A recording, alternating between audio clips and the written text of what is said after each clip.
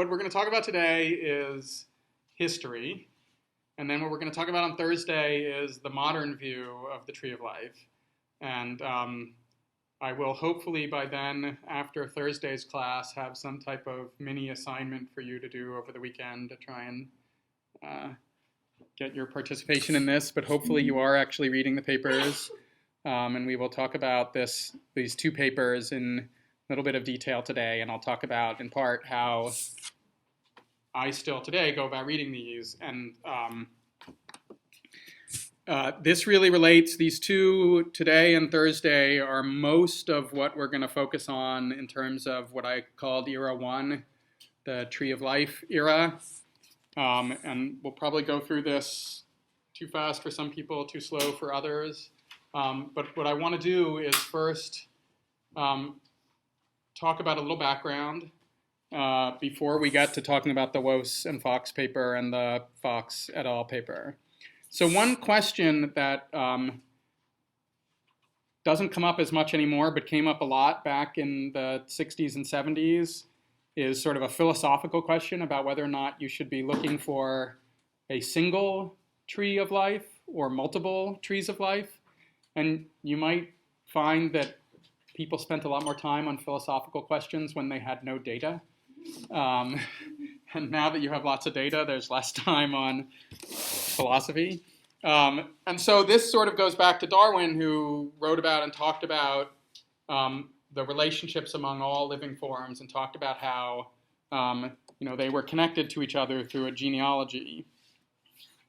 And we have this term now basically that we use. It's a very broad term, actually. Phylogeny is, in essence, the description of the evolutionary history of organisms. And that could be simple evolutionary history, like we're going to mostly focus on today, where you have an organism in the past, and then there's some event that leads to descendant organisms, and then there's some events there that lead to other descendant organisms. It's like a family tree, but at a much broader level. Speciation events, for example. But phylogeny basically means history, genetic history of organisms. And we'll talk a lot about phylogeny and phylogenetic methods and the tree of life. Really today we're just going to focus on the big picture. And as we get into more and more papers, we will get into finer and finer detail. And again, people talked about sort of the history of organisms and some aspects of this before The Origin of Species came out, but it was really changed. This was the only figure in The Origin of Species. It's been colorized here, but it was not originally like this. But there was one figure that Darwin thought was important enough to put in the original version of On the Origin of Species, and it was this diagram of an evolutionary tree and, in essence, phylogeny of organisms. And I just want to spend a few minutes on this philosophy because it's actually one of the things that Woese was working on and one of the things that will come up in many of the other, once we get into genomics, some things related to this philosophy, which is if you have a tree that you call the tree of life, what that means basically is that you are representing all of evolutionary history on a single tree. And what this means is that you're basically saying that life on this planet evolved once, or life that we see today can trace its ancestry to a single ancestor in the past. And that there may have been other life may have evolved elsewhere on the planet and it has no connection to modern life. So all we see now is the relic of these descendants of this single, what's called most recent common ancestor here, MRCA, descendants of all of life fits onto this single tree. And Darwin talked about this in Origin of Species, and many other people talked about it. There wasn't much evidence for this for some period of time. But I just want to sort of get you to think about what this means, because there's no reason why you couldn't have had the evolution of life looking like this, where on Earth there were two separate, completely unrelated events, maybe in different parts of the planet or different time periods, where life originated from chemicals. And then two separate lineages could have existed where the bacteria could have been over here, a separate origin of life from the plants and animals, for example. There's no sort of philosophical reason why this could not have happened. And so a question you might ask, and again, this leads up into what Woese was doing, is what data would support one hypothesis or another? And basically, the evidence that there is a single tree is very simple in concept, and it is what Woese and other people were basically working on, which is that there are features that are shared among all organisms that people look at. Now, there are plenty of features shared among all organisms. All organisms live on Earth. Well, the ones we have here, all of them have water as part of their lifestyle. But many of those features are not things that tell us whether or not life originated once or twice. The only thing that really tells us anything about life originating once or twice is if you observe a feature that's in all organisms, and that feature is so complicated or so improbable to have evolved separately. That is, if you see a feature in all these organisms, like, let's just take one feature that people use, the use of DNA as the genetic material.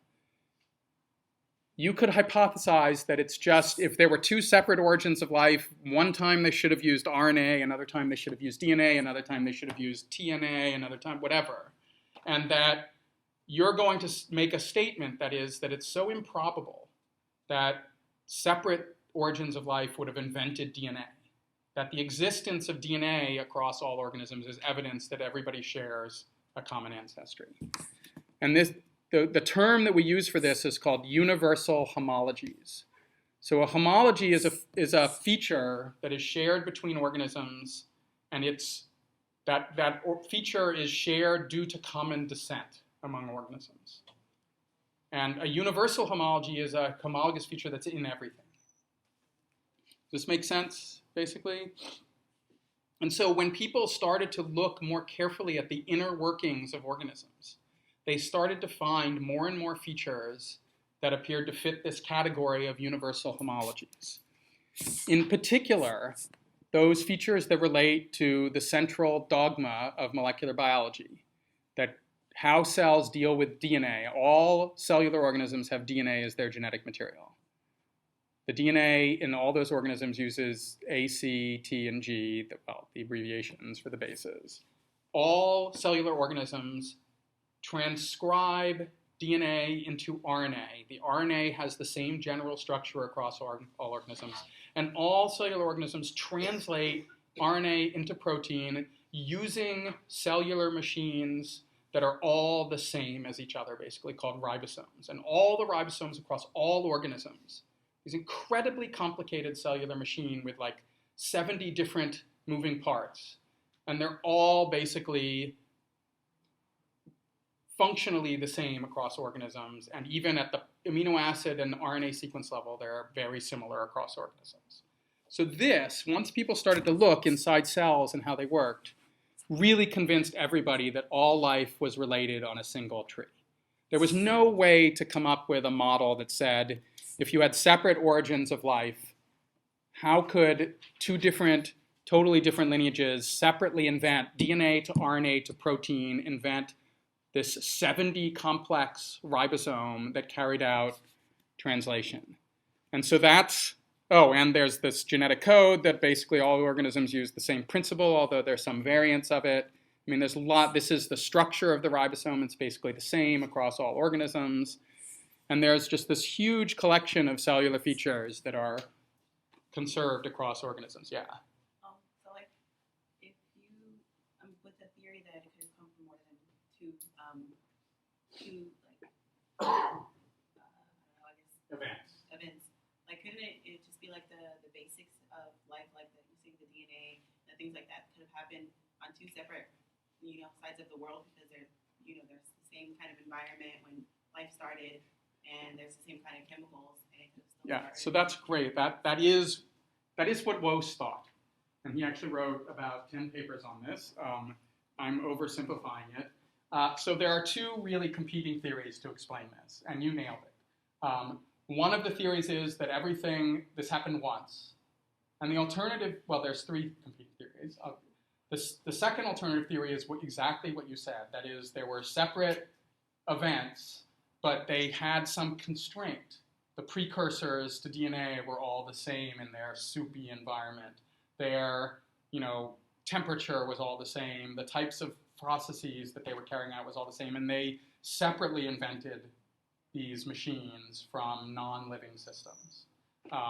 And that is, in fact, Woese wrote dozens of papers on exactly this. And I'm not sure which one is correct, actually. And then the third model, which is certainly a component of what is correct, is that there may have been separate origins of sort of pseudo-living systems that may have been very different from each other, but they eventually stole genetic material from each other until DNA just was the winning genetic material. It was more stable than if organisms were using RNA in different parts of the planet, DNA was more stable, and eventually either they stole the ability to use DNA from other organisms or they died. So does that make sense? Yeah, so you could have gotten 10 papers out of it. That would be in line with the endosymbiote theory on mitochondria. Yeah, although Sucked in. We'll get to that. There's plenty of evidence that organisms steal DNA and even embed other cells inside of them more recently. This is a question about what happened 3.5 billion years ago when life originated, basically. And, it's kind of hard to study things that happened 3.5 billion years ago, so there have been many models that have been proposed. Can you draw evidence from other structures like presence or lack of chromatin and that kind of thing? We'll get to, I'll get to that in 1 second. So anyway, there are a lot of features that are shared that seem sort of too improbable to have evolved separately to be totally random evolutionary events in two different lineages. And that's why people have either said this is evidence of a single origin of life, or stealing genetic material, or some constraint that would lead to two organisms in two chemical environments leading to the evolution of these features. So just as a little brief aside, when you want to infer the relationships among organisms, as we will get to in a few minutes, this information that I just presented is not useful. Because all this tells us is that everybody shares all their features. And what it does tell us is something about really early events in evolution. But it doesn't tell us anything about how organisms are related to each other, because everybody is the same for all these features. And I'm not going to talk about it today, but we may end up having a little diversion into methods for building a phylogenetic tree from data. The basic principle is pretty simple. You take data from organisms, you convert it into feature table, basically, called a data matrix. And then you use some type of model about how organisms diverge over time to take that data and infer the history of the relationships among organisms.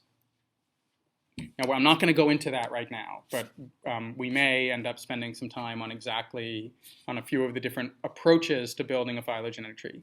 They all are the same concept. That is, organisms that are more closely related to each other should on average share more features with each other than organisms that are more distantly related.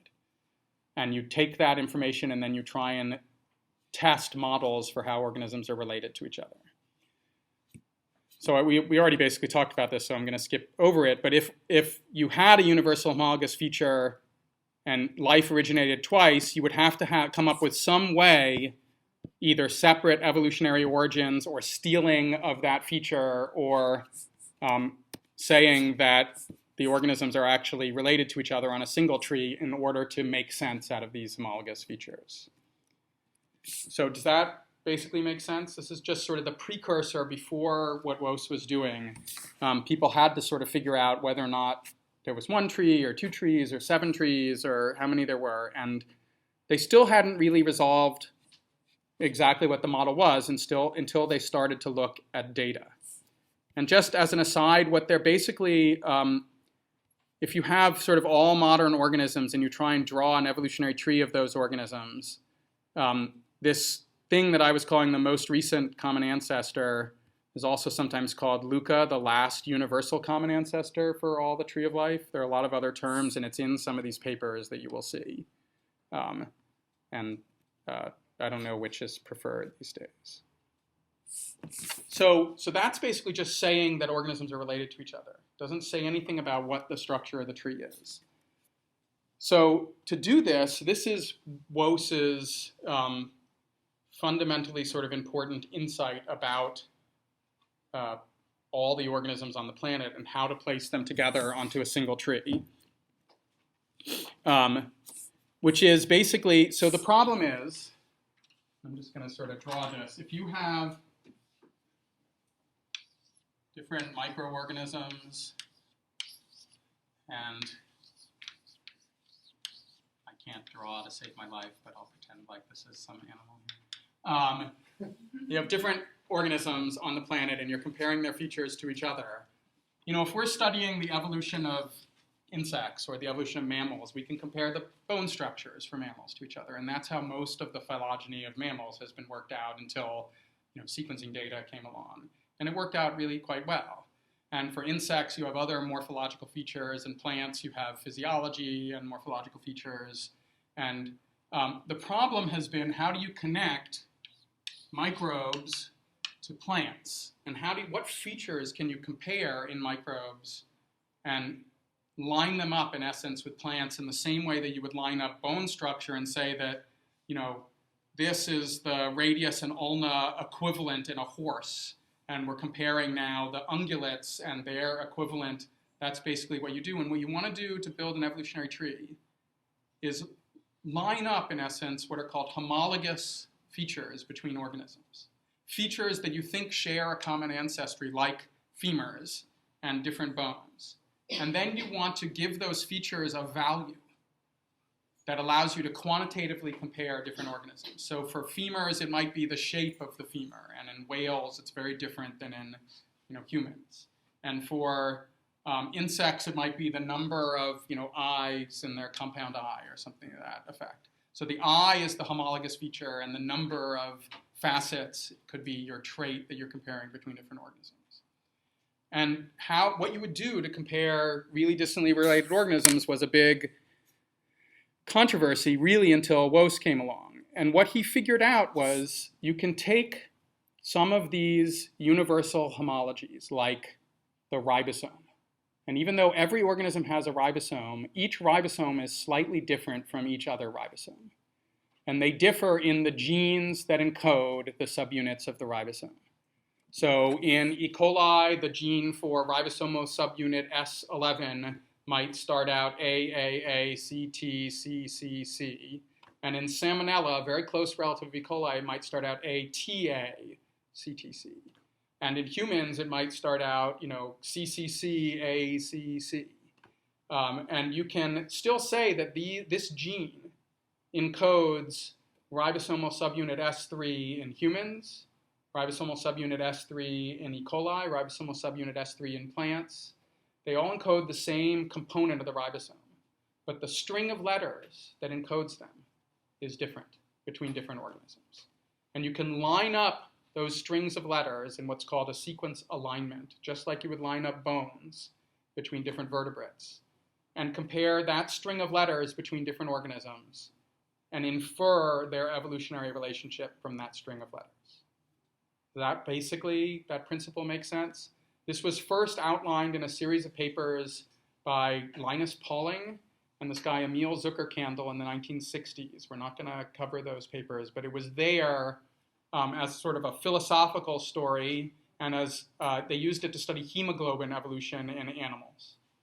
And in that background, Wose came along and said, well, bacteria, you know, plants, weird single-cell organisms, they don't have hemoglobin. I can't compare it between all these organisms. But what can I compare? I can compare the subunits of the ribosome. And I mentioned this before in the first lecture. There were lots of these trees of life that were bouncing around that were relatively data-free. They were very interesting and important for thinking about evolution, but they were missing data behind the placement of like where the bacteria should sit or where many of the organisms should sit.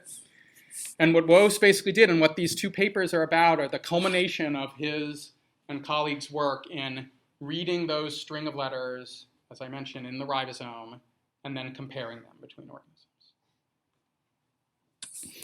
And he was really the first person to do this across all of life, across really distantly related organisms. And that's what my shirt, custom in honor of Carl Woese, it says Woese 77. You can order, that's the year when these came out. So I want to just quickly, before the more substantial paper is the Woese and Fox paper. The Fox et al. Paper, which came out the same year, is basically the prelude to the Woese and Fox paper. It says what they needed to say before they got to the second paper. They did come out at roughly the same time due to the vagaries of scientific publishing, I think. But so this first paper is pretty straightforward in terms of what they're doing. The way I read papers, as I assume many of you know, but the first thing I always do is go to the abstract of the paper and try and see if I can make sense out of the story from the abstract. I would say about a third of the time I can make sense out of a story from the abstract, at best. I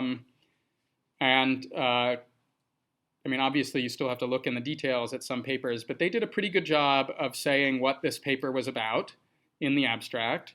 They looked at the 16S ribosomal RNAs. So the ribosome has these different components. The 16S, as I mentioned before, is one of the components of the ribosomal structure. They looked at this in what they called methanogenic bacteria. We will get in the next paper to how this naming may not have been the best naming in the world. And they did that oligonucleotide cataloging that I talked about, and I'll get back to this when we talk about the Woese paper. And then they compared the data from those oligonucleotide catalogs, and they showed in this paper, this is what they're saying in the abstract, that these methanogens, do people know what methanogen means? It means organisms that generate methane, methanogen. And these are organisms that, as a byproduct of their metabolism, they produce methane gas. And they've been studied for a variety of reasons, but people certainly have been very interested in how a microorganism might be making methane and whether or not we can co-opt that in some way. And they're very unusual organisms. They tend to live at very high temperatures or in very somewhat strange environments. And Woese had gotten access to some of these, and they characterized the ribosomal RNAs in them, and they had been characterizing the ribosomal RNAs in various normal bacteria before this. And what they did in this one paper was basically, I know you can't see this, but this is in the paper. They, as I said, they would read the string of letters, in this case CCC, UC, AUG. This is one of their oligonucleotides. And they would do all these experiments across these 10 methanogens. And in methanogens 1 and 3 and 4, this oligonucleotide was present. So they took these 10 methanogens, chopped up their ribosomal RNAs, and cataloged them. And they got a list for each organism of which 8 base pair pieces were in each organism. And they just made this data table that said which organisms have which of these oligonucleotide catalogs. So this is for those methanogens that they were characterizing. And they had already previously done characterization of a few other bacterial organisms. And what they did was they took this oligonucleotide catalog and then just looked at presence and absence of each of these oligonucleotides. And I'll get back to it because they talk about in more detail in the other paper how they calculated a similarity among organisms from this. And they built this matrix. So they generated this matrix where they compared a subset of these methanogens, actually all 10 of them, with 3 bacterial species. And a Vibrio species, so like the causative agent of cholera is a Vibrio species. A Bacillus species, like they didn't do this, but Bacillus anthracis, the causative agent of anthrax, is a Bacillus species. And blue-green species, those are photosynthetic cyanobacteria.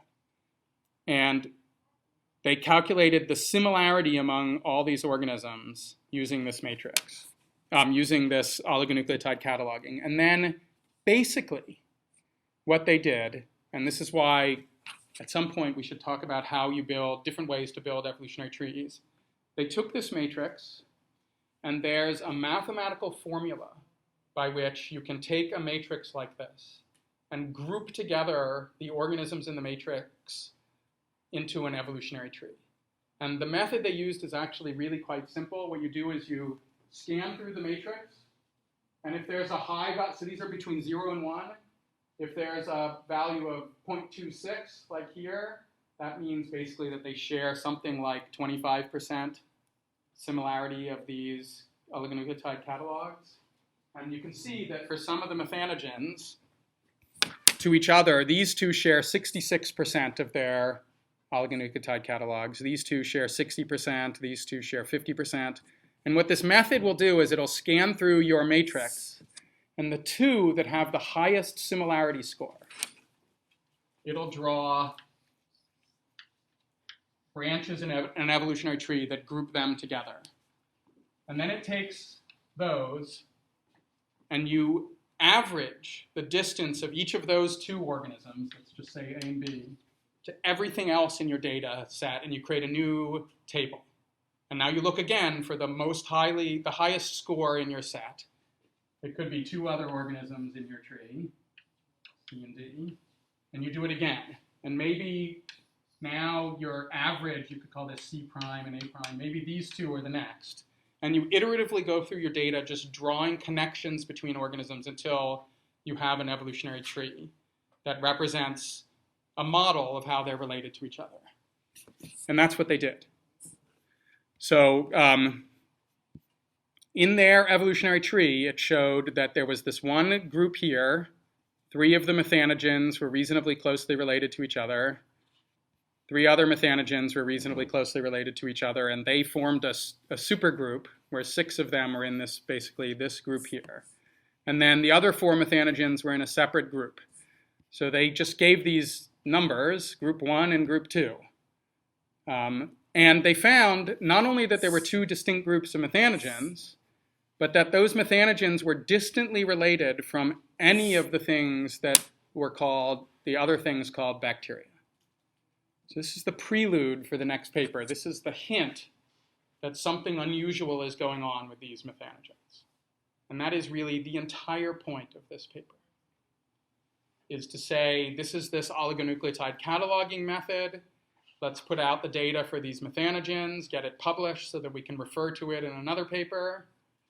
That's a common scientific practice, so that you know what you want to do next, but you know that you have to get out a set of data and a conclusion for a future study. So they clearly wanted to get this methanogen data out there so that they could do the next paper, which they clearly already had in their heads when they were doing this. Does that sort of generally what they're doing here make sense? Are there questions about this? Yeah. Quick question. So when you do that sort of algorithm, where you go through that, then would create a rooted tree, or they just infer the root from the distances? I said all these are really closely related. So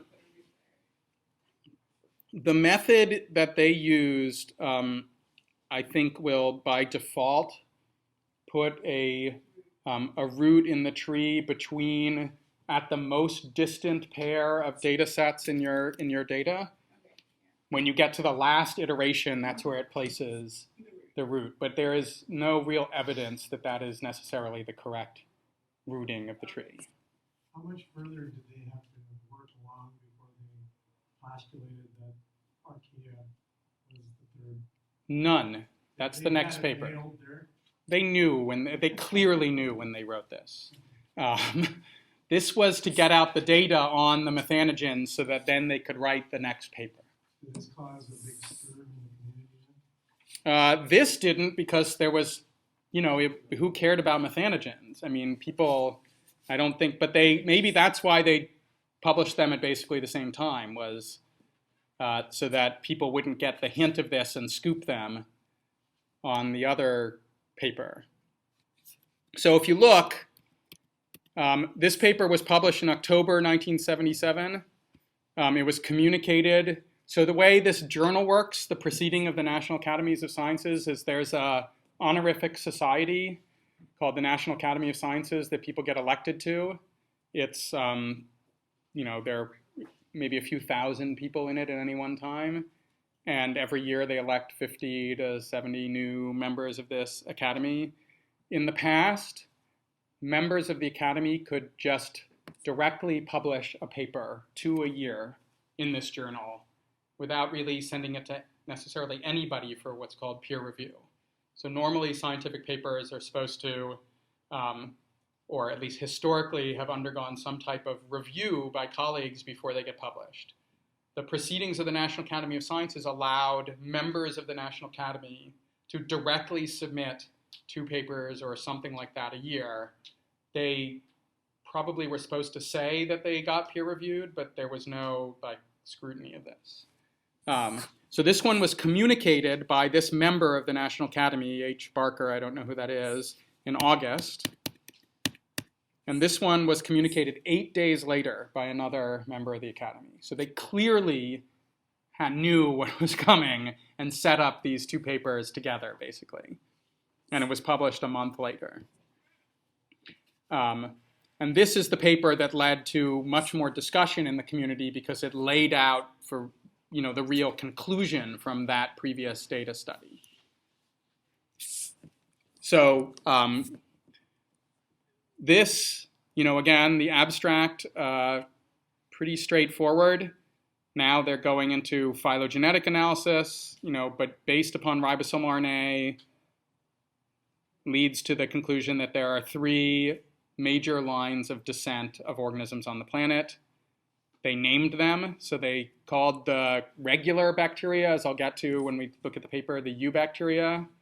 This new group that we will talk about, the archaebacteria, and then a terrible name, the eukaryotes, which is the cytoplasmic component of eukaryotic cells. That is not the organelles that came from bacteria, but the nucleus, basically.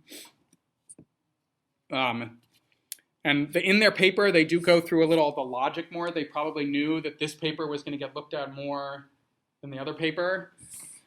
And so again, they're using the ribosome. It's a universal feature. I didn't mention this before, but the ribosomal RNA, so back up a little bit for if you don't know that much or don't remember that much biochemistry and molecular biology. Proteins in cells, their function is largely determined by their 3-dimensional shape. So proteins get made, they're just a string of amino acids, but they fold over into a 3-dimensional shape where certain active parts of the protein are in exposed areas of that 3-dimensional shape or carry out certain types of processes. So you can view these proteins as a cellular machine. And for a long time, people thought RNAs were boring and uninteresting. But it turns out RNAs, especially those that are components of the ribosome, fold over also into interesting 3-dimensional shapes, just like proteins. This is the 2-dimensional shape of the 16S ribosomal RNA. They fold over because the nucleotides in RNA can pair with other nucleotides in RNA, just like when DNA is getting copied, C pairs with G. C's can pair with G to form these double-stranded components of this RNA molecule. And then those fold over on themselves to form a 3-dimensional structure. And this 3-dimensional structure is incredibly highly conserved.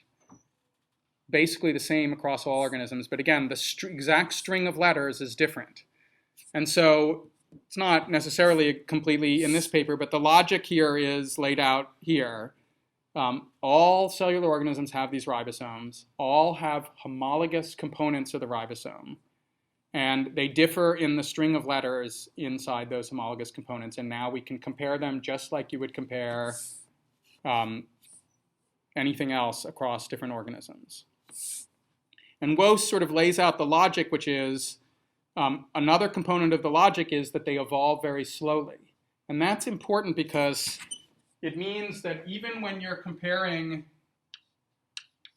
bacteria or these methanogens to plants, for example, there's still a detectable similarity there. So when you make this plot of similarity scores, it's not 0 between bacteria and plants. It's 10% or 15% or something to that effect. If you want to know the painful details, they outline this in the methods section in the paper. So you take ribosomal RNA, you digest it with this enzyme RNase, chops up the RNA. You run these two-dimensional gels that I talked about before. You cut out each of the fragments from this gel, and you read 8 bases of that fragment. You build up this catalog, and this is the formula that they use to calculate that S score for their data matrix. It's not actually exactly the identity between organisms. They did a little correction for statistical correction of the data, but it's basically a measure of how similar two organisms' catalog is. And this is it. This is the table that if you stare at for a little while, especially since they organized it for us, you can see 3 domains of life in this table, basically. And they lay it out in order. So the first 3 are eukaryotes. The next set are the bacteria, and the last sets are the archaea. When they first did this, they didn't know that that was going to happen.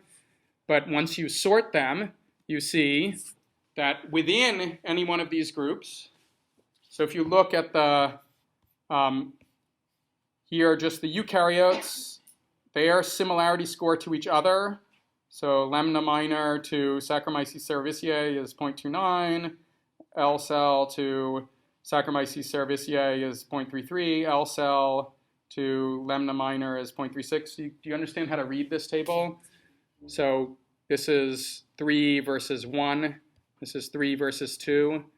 It is, depending on how you do the calculation, these tables are sometimes symmetrical. So in this case, 2 versus 3 is going to be the same as 3 versus 2, but they're not always the case. And so if you then look at 1, 2, and 3 versus all the bacteria, the scores are much lower, 0.05 through 0.11 or something to that effect. And if you look at 1, 2, and 3 versus all the archaea, the scores are 0.07 versus 0.13. So they're much more similar to other members of this little cluster here than they are to anything else. And the same is true for the bacteria. Their scores with each other are higher to each other than they are to the eukaryotes or to the archaea, and the archaea are more similar to each other. And again, when they first had this table, they didn't know how these group together, and what you can do is run this clustering, this grouping algorithm, and it'll tell you what the groups are. Now, I still don't understand why. So these are the 3 groups here. I don't understand why, but there's no tree in this paper. It's very, very strange. They're basically claiming a 3rd branch in the tree of life. In the paper on just methanogens, they showed an evolutionary tree showing these multiple groups of methanogens. And here's this paper that they know is going to make people are going to respond to. It was written up in the New York Times on the front page. They knew that this was going to get a lot of response. And this is the presentation of the data. It's just a data table and no evolutionary tree. Even though in their head, unquestionably, they had a model of 3 major branches in the tree of life. Do the scientists want to get more species involved first? No way, no. I think they did not, and we'll get back to this in a later lecture, I think they didn't know where to place the root on this tree. So there's one main issue here, which is that, let's just say there are 3 main branches in the tree of life, which this certainly at the time seemed to suggest. You could draw a tree with eukaryotes branching off first and bacteria and archaea being closely related to each other. You could draw a tree with bacteria and eukaryotes with archaea branching off first. And you could draw a tree with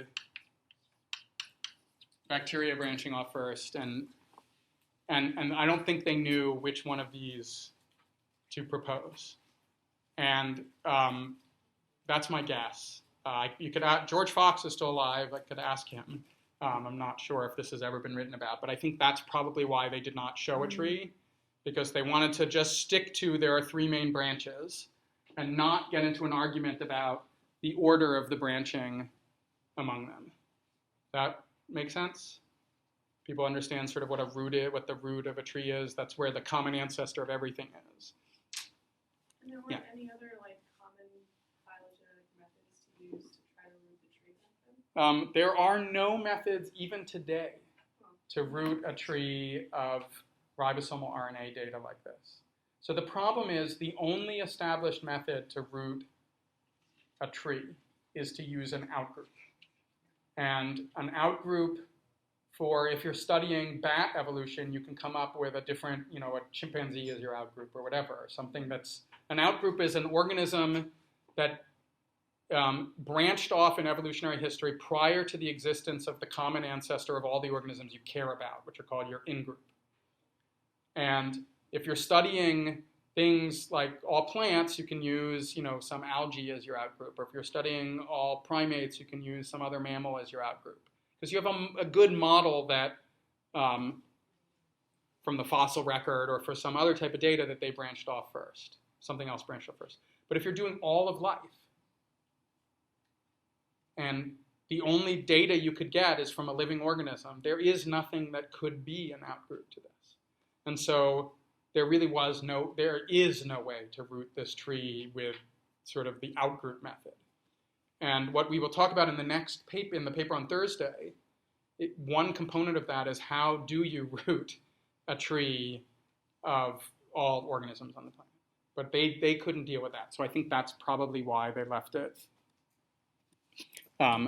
out. And they really wanted to focus on just this fundamentally important discovery, which was really that there was a group of things that previously were lumped in with bacteria and called prokaryotes, the organisms without a nucleus, were all grouped together. And that grouping was artificial. And that is, there were some members of that group of prokaryotes that were much more distantly related from the other members. And they were more similar to each other. That is, there was a hidden group within the prokaryotes, another lineage. And I don't think they wanted to get into a debate about what the order was among these groups. So they outlined these three groups, and they went with the familiar ones first. So one of these clusters, they say, this gets to your question, contains all of the typical bacteria so far characterized. Now, in this paper, they have, all so far characterized is 6. Now, given that it took them a year to generate each of the data sets for each of these organisms, 6 is amazing. But today, you sort of giggle at 6 to cover all the phylogenetic diversity of bacteria. And they had 3 to represent eukaryotic diversity. So, it's not the most comprehensive thing in the world, but that's fine. They said, so they went, so one other issue that they dealt with is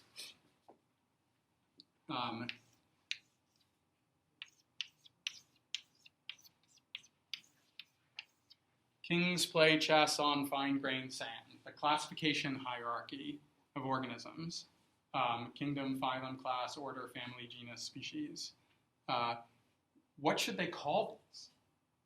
So in the Whitaker tree and in the Haeckel tree and in many of the other trees, people classified the major lineages of organisms into kingdoms. Kingdom Animalia, kingdom fungi, kingdom Plantae.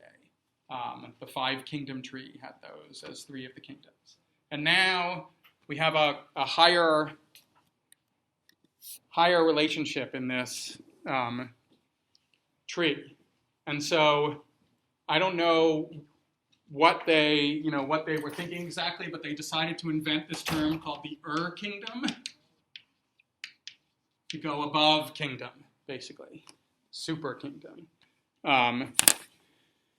And the first one was the eubacteria. Eu means true, so this is the real bacteria. All the things that were what they considered normal.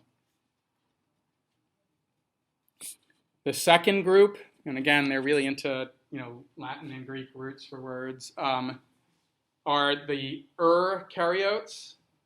Still not really clear to me why they felt like they had to rename them from eukaryotes, but the eukaryotes, and this includes all the organisms with a nucleus that had been characterized as of that time. And now here's the third group, which nobody had previously recognized. So they go through the logic here that I basically just went through. And now there's this third group. What should we name it? They came up with this name, Archaebacteria. And the name basically comes from a model of what methanogens represented. So these methanogens, many of them grew at very high temperatures. And they had this model that phenotype, those organisms represented, they lived in conditions that were similar to what you saw in the primitive Earth. Archae means ancient. So these were the ancient bacteria living in these conditions from the very primitive Earth. So they called them the Archaebacteria. Now this was really a horrible mistake. First of all, it turns out that this group of organisms, some of them live in conditions that have no similarity to ancient bubbling hot springs. And the whole point of this paper was to say they weren't bacteria. And now they put bacteria in the name that they called them. I mean, I'm certain that they realized, because they then wrote a paper on this, that this was not the smartest choice of terminology, but that's what they were called for some period of time, and are in fact still called in many papers today. People still refer to them as Archaebacteria in many cases. So these are the three. This is the tree of life. 3 major lineages in the tree of life. And then, 10 or so years later, they thankfully proposed getting rid of the term urkingdom and proposed the term domain to represent the higher grouping of organisms above kingdom. And they renamed the Archaebacteria the Archaea, A-E-A at the end, to get rid of the bacteria part of the name, although they never got rid of the archae part that sort of implies something about their relationship to the primitive Earth. So in most papers today, if people are talking about these 3 groups, they call them the Archaea,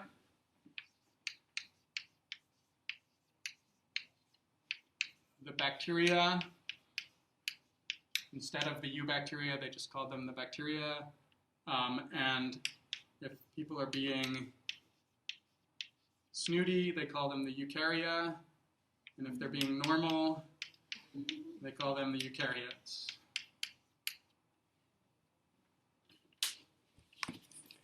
And then they sort of outline what this means, sort of that prokaryote-eukaryotic dichotomy is not representative of the evolutionary relationships among organisms. Again, this all basically comes from this distance matrix. Now, I may have you do this as an exercise, but you can take this distance matrix and feed it into different evolutionary tree building algorithms and see what you get. And then a few years later, Woese wrote a more comprehensive paper with more organisms in it now, because they continued to catalog the oligonucleotides from lots of different organisms. This was before they renamed the Archaebacteria into Archaea, but there was this paper in 1987 that was the Bible tome that everybody used in the field for many, many years, showing the relationships among organisms based upon data rather than based upon sort of theory or concepts.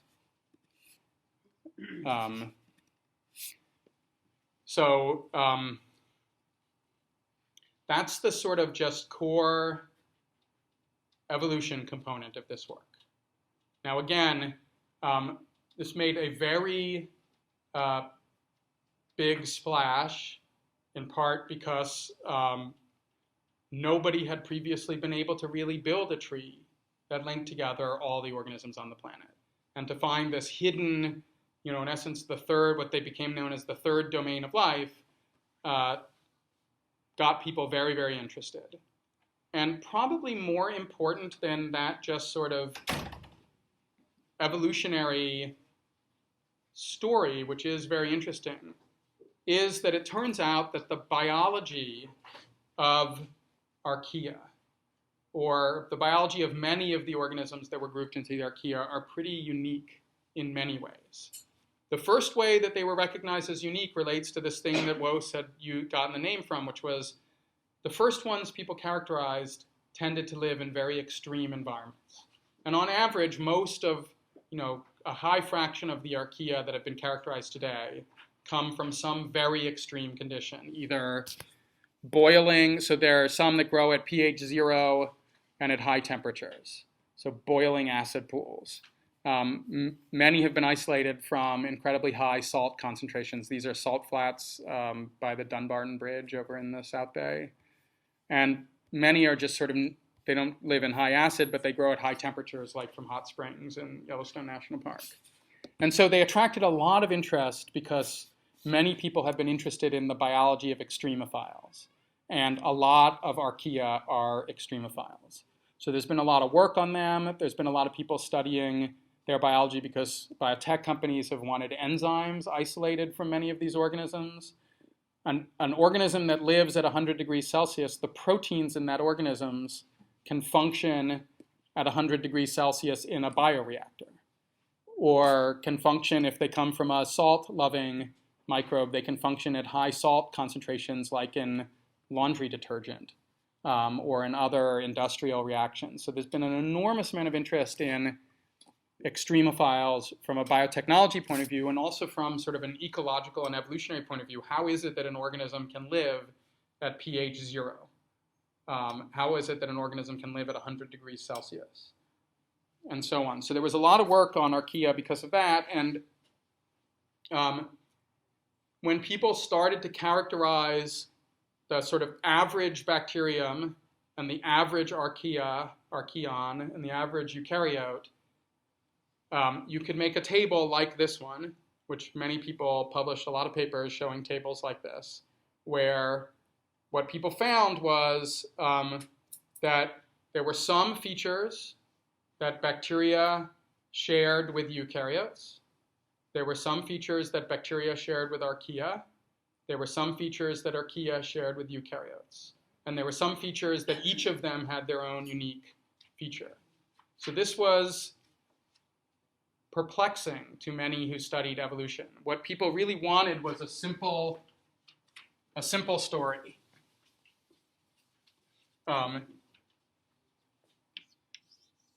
They really wanted something where archaea and eukaryotes would just be much more similar to each other in lots of features, and bacteria would be really weird. Or archaea would be really weird, and bacteria and eukaryotes would be much more similar to each other. And that would be consistent with some model of the evolutionary relationships among organisms. And this really turned out to not be the case. So for example, if you look at the mechanisms by which organisms carry out the central dogma, the DNA to RNA to proteins, the mechanisms by which organisms copy their genomes, for example, are more similar between archaea and eukaryotes than either is to bacteria, the enzymes that are used. But the structure of the genome is more similar between bacteria and archaea than either is to eukaryotes. So bacteria tend to have their genome all in one circular piece of DNA. Archaea, on average, have their genome in one circular piece of DNA. Bacteria tend to be haploid, that is, each cell contains basically one copy of the chromosome. Eukaryotes tend to be diploid. Each cell contains two copies of the chromosome, and usually these come from two different parents because eukaryotes have sexual reproduction. So there's all this weird stuff. So archaea, the DNA polymerase, is maybe more similar to eukaryotes. Archaea that have been looked at until the last few years has led to a little bit of debate on this, but many of them have chromatin, like eukaryotes have chromatin. So there's been this sort of confusion about these features, but there was something Woese found that struck a chord with lots of biologists because archaea had many very interesting and unique features. And so I could go on about all these features, but I'm just going to tell you about a couple of them that are important, and when we get to genomics, we'll talk about them in more detail. So the most important difference here is probably that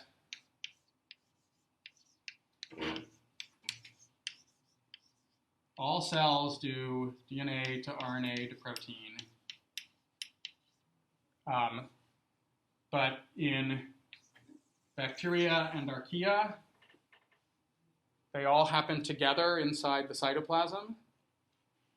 So DNA gets made into RNA using an enzyme called RNA polymerase.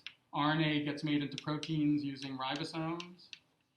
And this happens as cells are making RNA. So they make RNA, and then the ribosomes grab onto a piece of RNA if it's going to be made into a protein, and they start making protein off of that RNA as it's being copied from the DNA. This is called coupling of transcription and translation. And eukaryotes separate the two because transcription happens in the nucleus where DNA is kept, and translation happens in the cytoplasm where the ribosomes are. And this decoupling of transcription and translation allows for very different means of regulating molecular biology in bacteria and archaea versus eukaryotes. So eukaryotes, for example, have lots of what are called introns, regions of the genome that are transcribed into RNA, but then not made into protein. They're actually cut out of the RNA before proteins are made. Bacteria can't really do this because they don't really have the time or the space to do this because they're making protein right off the RNA as it's being made. Different splicing in eukaryotes allows for incredible diversity of proteins to be made from a single gene. So there are some lines of evidence that a single human genes with like 10 different introns can make millions of different proteins by splicing together different versions of which intron gets cut out at which time. Bacteria and archaea can't do that. This is just one example of cellular sort of similarities and differences between the groups. And there are tons of others. We're not going to go into detail on all of these different similarities and differences.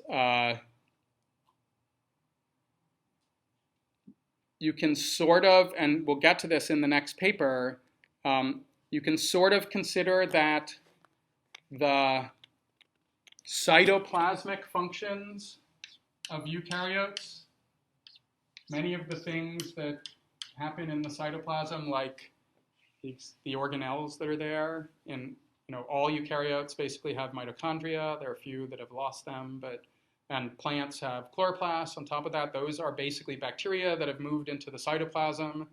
Many metabolic features and processes and biochemical cycles between eukaryotes are a little more similar to ones that people have observed in bacteria than they are to archaea. Many of the processes that happen in the nucleus in eukaryotes are more similar to processes that happen in archaea than they are to bacteria. And so if you wanted to come up with a model from this of the relationships among these three domains of life, there's no simple model that people could come up with to explain these sets of features that are shared between these different groups of organisms. And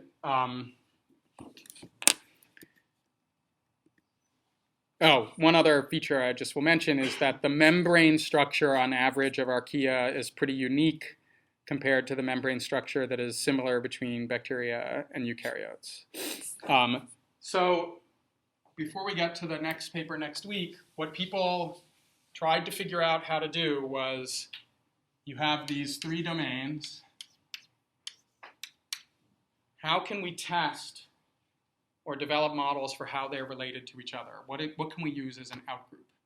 And for many years, the only thing that people could come up with basically was genes that were present in all three of these groups of organisms that had been duplicated prior to the existence of the common ancestor of life. And so if we imagine an evolutionary tree, this is like the evolution of species, and we're not going to draw what the relationships are yet for modern organisms, but we have some common ancestor of life back before the archaea, eukaryotes, and bacteria diverged from each other. And that organism had a genome. Let's just say it's a circular genome, but we don't know. It had genes in it. It clearly had ribosomes. It clearly had DNA to RNA to protein, at least, or something like that. Let's just say, for the model's sake, that it had all of the universal homologous features that we see in modern organisms. Well, it turns out that in the processes for carrying out molecular functions of life, including metabolism and some of the sort of central dogma-related processes, there are some genes that are present in duplicated forms across all organisms. So you might be most familiar with this with globin genes in animals. So beta globin and alpha globin, if you ever took a physiology course and learned about the different subunits of hemoglobin and how in fetuses there's a different arrangement of hemoglobin to take oxygen from the mother's blood, and then, you know, in adults there's their own form of hemoglobin, and hemoglobin is this 4-subunit protein made up of, in most cases, 2 alpha globins and 2 beta globins. The globins are actually all related to each other, but they're distinct genes. And sometime early in animal evolution, there was one globin gene, and then that gene got made into 2 copies within the genome of that organism. And eventually, one of those became alpha globin, and one of them became beta globin. And once an organism had alpha and beta globin, all descendants of that organism inherited alpha globin and beta globin. And the really cool thing about this, you can do this with alpha and beta globin first, is that if you wanted to build an evolutionary tree of animals, and you wanted to root it, and again, the only way to root a tree is if you have this mysterious outgroup out there, you could build an evolutionary tree of alpha globins and use a beta globin as your outgroup for all of the alpha globins. Because if you drew an evolutionary tree of globins, you would have a tree where the alpha globins and beta globins share a common ancestor a long time in the past. And then, as speciation events happened, each organism inherited each form of these. So let's imagine that this is the tree of animals. Sometime in the past, there was one globin gene, and then inside the organism, it was duplicated. And we can draw that on an evolutionary tree of globins inside the organism. And then this is alpha and this is beta. And then now there are speciation events that happen, and each descendant gets alpha globin and beta globin. And basically you have what's called a gene tree embedded inside the evolutionary tree of species. Does this sort of make sense to people?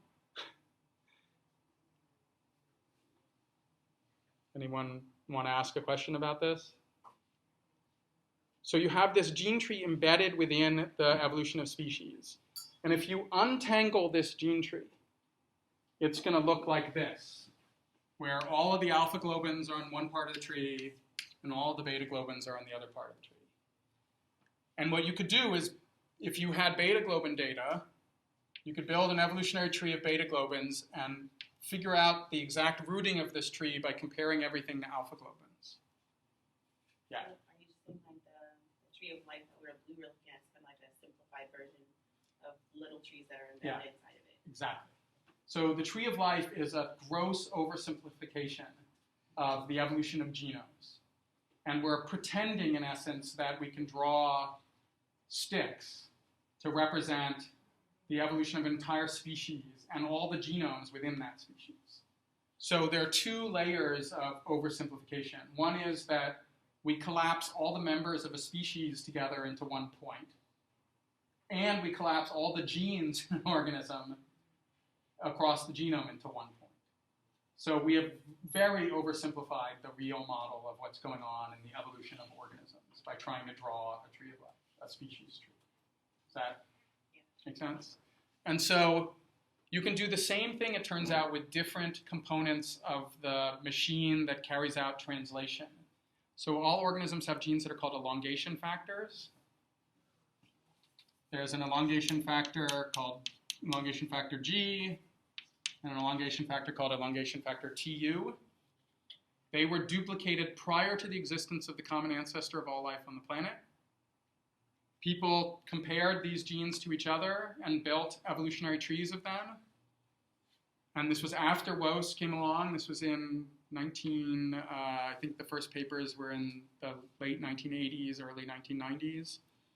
And when they did this, that led to the view of the tree of life for the last 20 years or so, which was that they found in these trees that for the genes that they looked at, the archaea and eukaryotes were sister taxa. And bacteria were more distantly related from either of those than they were to each other. So for many, many years, even to this day, this has been the general model for the evolution of those three domains of life. That is that despite the fact that archaea physically resemble bacteria, they don't have a nucleus, their cells look in many cases like bacterial cells, they are more closely related to eukaryotes. So if this tree were correct, what you would infer is that the nucleus evolved sometime on the branch leading up to the common ancestor of all eukaryotes, but after that lineage separated from archaea. It's not that bad a model. It's not that complicated. You're just saying that eukaryotes, and the reason that archaea and bacteria do not have a nucleus is not that they're more closely related to each other than either is, it's that the ancestor had no nucleus. And the nucleus was just invented in the eukaryotic line. Does that make sense? So that would explain why bacteria and archaea are more similar to each other physically. Lots of features evolved on the branch leading up to the common ancestor of eukaryotes after they separated from archaea. So that's the way it stood for 20 years, yeah. And it's based on how many genes? Oh, a ton, two. Two gene families initially. This was based upon these elongation factors, elongation factor 2 and G, and then some metabolic enzymes called ATPases that also showed a pattern like this. And like with the original Woese tree, the first trees that people did that showed this had like 3 representatives of archaea and 2 representatives of eukaryotes and 3 representatives of bacteria. And the statistical support was not particularly strong. And it stood based on that data? No, it was consistent with lots of other observations that people made. Yeah. So it's saying that so all these archaea, eukarya, and bacteria all have the EFG and 2 genes, but those genes show more similarity in their base pairing between the archaea and the eukarya than they do. So I don't want to confuse you, but maybe I should spend a whole lecture on rooting the tree of life. It's not actually the similarity. It's the method that people use to figure out evolutionary relationships doesn't allow you to tell the order of branching among 3 organisms, 3 groups.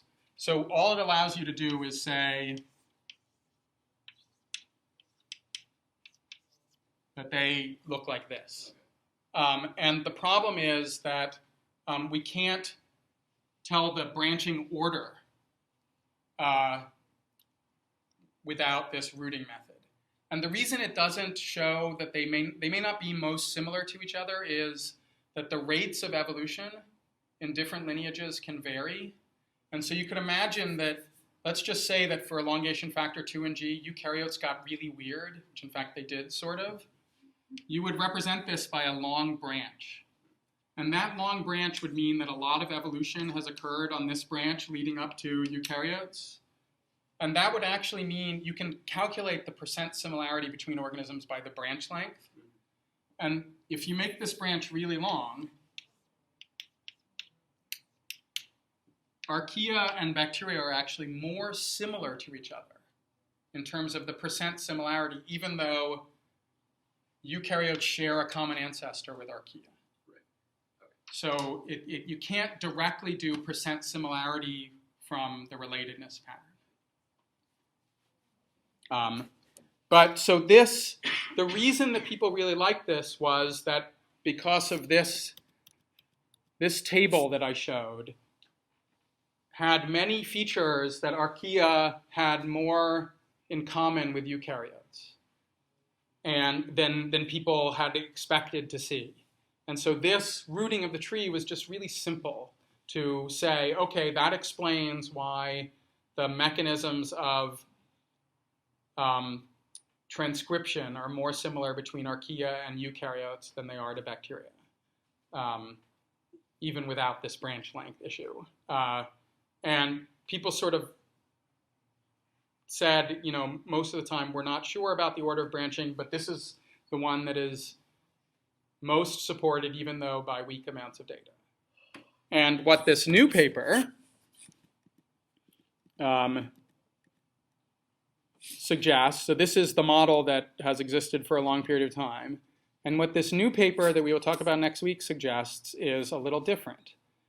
They suggest that eukaryotes evolved from within the middle of archaea. So that is that, in fact, there were not 3 main branches on the tree of life. There may be 3 main branches on the ribosomal RNA tree of life, but that's just one gene out of organisms. It's an oversimplification to say that that represents everything about the evolution of species. And if you try and come up with the most plausible model to explain the evolution of the eukaryotic nucleus, which is what this is trying to show, this is their new model. And it's been supported in a few papers. The one that we're going to read is the latest, but they've had a whole series of papers on this. And this basically says that actually Woese was correct, that things that are called prokaryotes are not a single group, but in fact, they're not 2 groups. They may, in fact, be many different groups. The bacteria all seem to group together, but if we want to include eukaryotes on our tree, the archaea then become what's called polyphyletic. That is, there's no way to draw this tree such that there are 3 separate domains, 1 archaea, 1 eukaryotes, 1 bacteria. We either have to say eukaryotes are a version of archaea and delete them from the naming scheme of the main branches in the tree of life. Or if we want to retain the eukaryotes as a group, we have to say there are at least 2, if not 3 or more, separate groups within the archaea that have to get their own rank, their own name. This is very similar, analogous to what people have been saying about dinosaurs and birds for the last few years. So it turns out when people build phylogenetic trees of fossils of dinosaurs and integrate them with trees of modern organisms, birds are embedded within the middle of the dinosaur part of the reptile part of the tree of life. Birds evolved like from within dinosaurs, like eukaryotes evolved from within archaea. That's their model, at least. That's even what they say in interviews. What data is driving this comparative analysis of thousands of complete genome sequences. This is totally data-driven. I'm still not 100% sure about this, and we'll talk about that when we talk about the paper on Thursday, but they are almost completely agnostic prior to doing their analysis as to what the model should be. And they are letting the data tell them what the pattern should be. And when you say genome, you're talking they're breaking down every structure in an organism, or what? Taking the complete genome sequence of thousands of organisms and then comparing the different components of that genome sequence, usually the proteins that are encoded there, across all organisms, building evolutionary trees of all of those, and then coming up with a model that best represents the total set of the data. Do you think that protein conservatively carried forward protein conformation could be as important as its genetic code? No. You don't think? I think that three-dimensional structure, you mean, of proteins? I think that that is exceptionally prone to convergent evolution, just like morphology is in plants and animals. So the three-dimensional structure of a protein is the equivalent to me of the outer shape of a shark and a dolphin. Or blue hair, blue eyes, or blonde hair. Butterflies and, whatever. I mean, all the convergent evolution examples. And I do not trust shape as a metric for that reason. I trust much more sequence as a metric. Although, most of the people analyzing sequence data assume that convergent evolution cannot happen in sequence data. And as you just pointed out, they also assume that convergent evolution can't really happen with, whole components of cells. And I think that that's a mistake. I think that convergent evolution happens with everything. And we have to include that possibility in every model. So they do a pretty good job in this paper of at least trying to throw out the data that seems most prone to convergent evolution and not use it. That's called agnosticism. No, I mean, I just think that it's called data-driven analysis. They didn't start with a model. Right. They let the data find the models to then use. And it's a controversy right now in the field. I mean, there's a lot of, I just got an email last night from someone who's writing a commentary on Carl Wose's life, asking me about this paper that we're talking about tomorrow. He's like, what's the deal? Oh my God. So I don't think there's agreement right now, but this paper is certainly pretty well done and pretty interesting, and there's a reasonable probability that they're correct. All right. That is all.